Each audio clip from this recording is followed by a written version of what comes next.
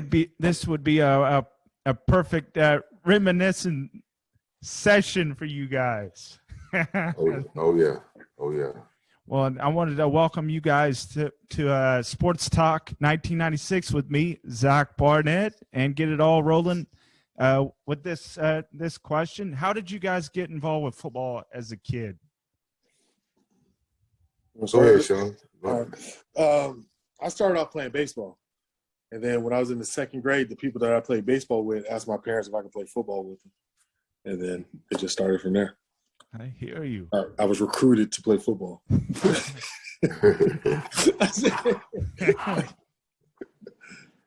That usually happens when you're the fastest kid on the field.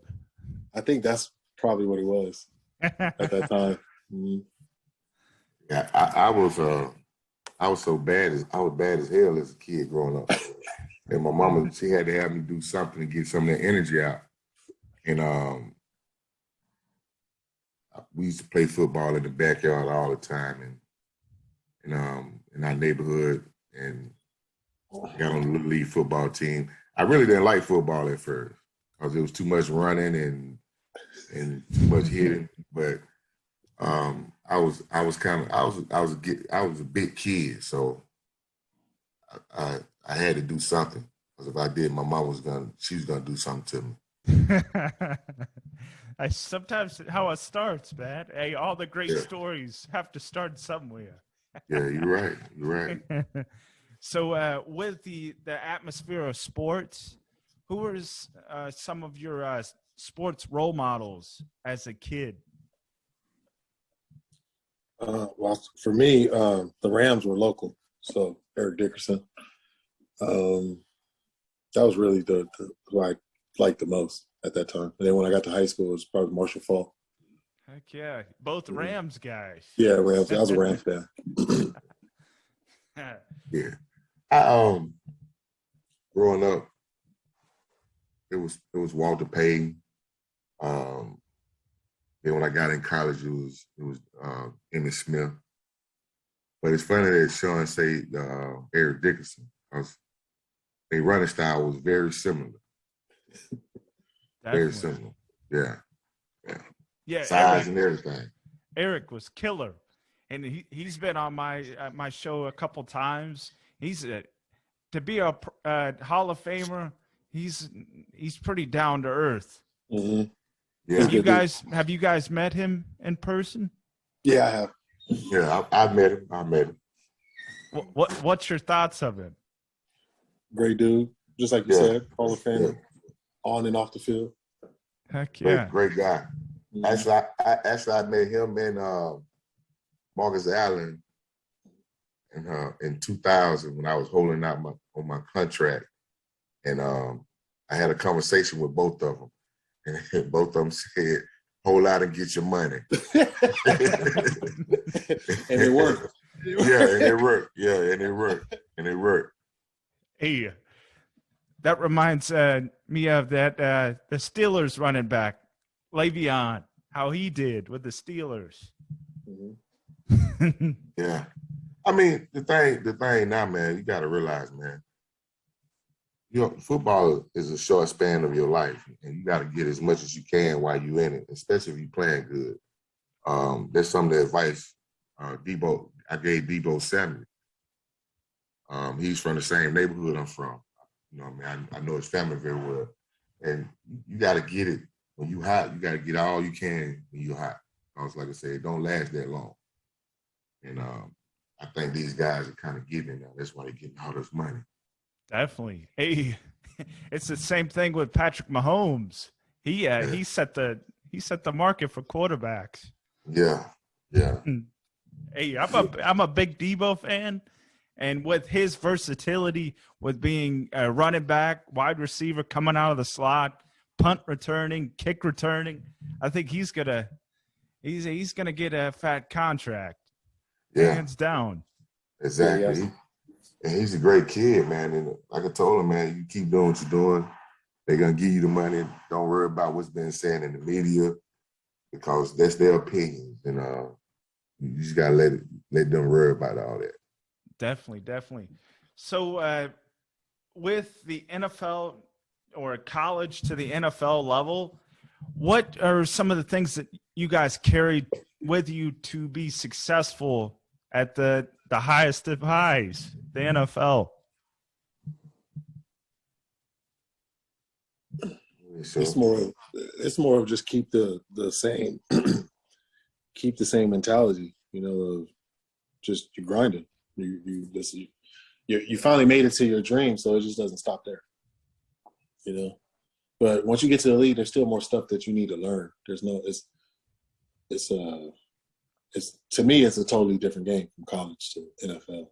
So it's more, you need to enhance your knowledge of just the game, so you can more anticipate stuff than reacting to stuff. Because in college, you can react to things and still be successful. NFL, you got to more anticipate things happening to go. That's something that Steven taught me that when I got to it, Definitely. We'll mention some more on that in a couple minutes. But he is right, because when I got to the NFL from college, I was shocked. It was totally different. Everybody's fast. You gotta know your position, where you, like you say, you anticipate what they're gonna do and how they're gonna do it. That's why you look at a lot of film. And it's grown men out there playing something that they always love and having fun with it. But like I say, it's fast, and you got to have a mentality that you got to know everything. You got to know more than what the other guys know. You feel what I'm saying? So if you coming from college and you think that's it. The only team I think in college right now that can probably play in the NFL is Alabama or Georgia. But other than that, if you come into the NFL and you think that just because you're fast and you're very athletic, so you got 1,000 other guys just the same as you. You know what I mean? Definitely. You got to do all the extra work. You got to study more. You got to study more. For sure. What about Clemson? No, Auburn. What about Auburn? That's it.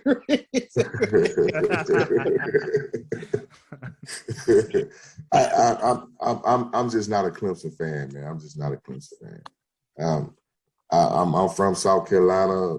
I'm not a South Carolina fan either, but I follow them, and if they playing each other, I'm probably gonna go for South Carolina. But Clemson was right down the road. Wasn't it right down the road? Yeah, I almost went to Clemson, man. I didn't like the way they did my son, so that's why I say fuck it. I got you. Yeah, you can't do what you did to my baby and think I'm gonna chill for you. You know what I mean? So, I don't know if I can cuss on your thing, man. I'm so sorry. Hey, I'm just telling you how I feel. I'm just telling you how I feel. It's an open platform, man. Yeah, you know what I mean? I just don't understand it. Kid coming out, he's number 2 kid in the state, number 3 kid in the state. He gets hurt. Ask them, do they still have an offer on the table? They say no. Okay, all right. Well, he could. I mean, it's just, it's just crazy to me. That's jacked up. Yeah. It's very jacked up. I can't. But that's life, though. That's life. That's the business of football and college football. And I wish I was coming out coming out of high school right now. I probably have a $5 million the NIL deal. Yeah, more than that. What you think, Sean? Yep. Hey, how those guys are getting paid now? They're You getting had one about for track, too. they're getting about a vet minimum deal. They're getting for track. Yeah. Oh my God, boy, these kids has it made, man. Just imagine coming out of high school, going to college, you getting a salary. Playing I can't football. imagine making 6. They gonna be making 6 figures. Yeah. Just like that. Times have changed, buddy. Times have changed. Hey, has your son been able to sign a deal, Steven? No. Right now he has a shoulder issue, so he's dealing with that. And he had a tryout with the Commanders, and he had a real good tryout. Right now he's just getting his shoulder straight so he can have surgery. They'd be